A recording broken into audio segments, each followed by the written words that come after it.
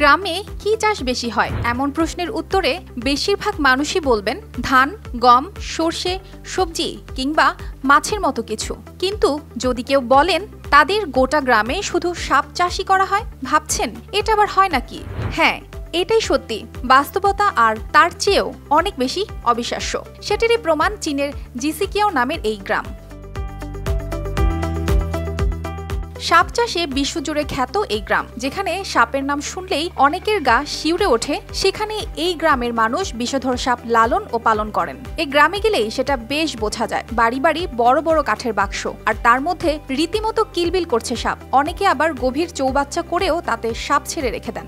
সাপগুলির যে বিষ নেই এমনটাও নয়, প্রতিটি ভয়ানক বিষধর প্রজাতির। কিন্তু সবকিছু ফেলে সাপের কেন চাষ করতে হবে?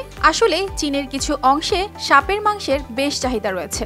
সেগুলি চিলি চিকেনের মতো সয়া সস, পেঁয়াজ পাতা দিয়ে রান্না করা হয়, কখনো বা স্যুপের মতো করে বানানো হয়। খেতে অনেকটা যেন মাছ ও চিকেনের মাঝামাঝি, তবে একটু শক্ত।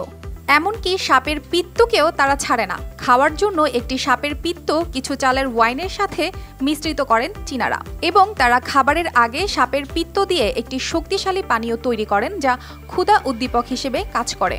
শরীরের বিভিন্ন অংশও খান অনেকে। সাপের দেহ মদের বোতলের মধ্যে পুরে রেখে দেওয়া হয়, সেটা পান করেন কেউ কেউ। মনে করা হয় এটি শরীরের রোগ প্রতিরোধ ক্ষমতা বহুগুণ বৃদ্ধি করে, শরীর সতেজ রাখে ও দীর্ঘায়ু হতে সাহায্য করে। তবে আধুনিক প্রজন্মের মধ্যে এই বিষয়ে সেভাবে আগ্রহ নেই। সাপের বিষ ও শরীরের বিভিন্ন অংশ ঔষধ তৈরির কাজেও ব্যবহার করা হয়।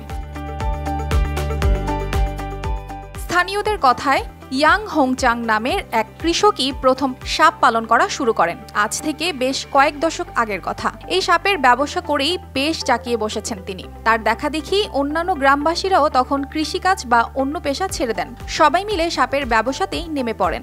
সাপ চাষিরা জানাচ্ছেন, এক সময়ে জিসিকিয়াও গ্রামটার নামই কেউ জানত না।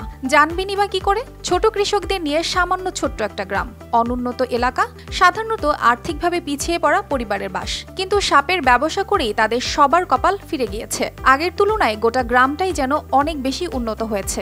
অনেকে এই সাপের কারবার থেকেই বছরে 20 লাখ টাকার কাছাকাছি আয় করেন।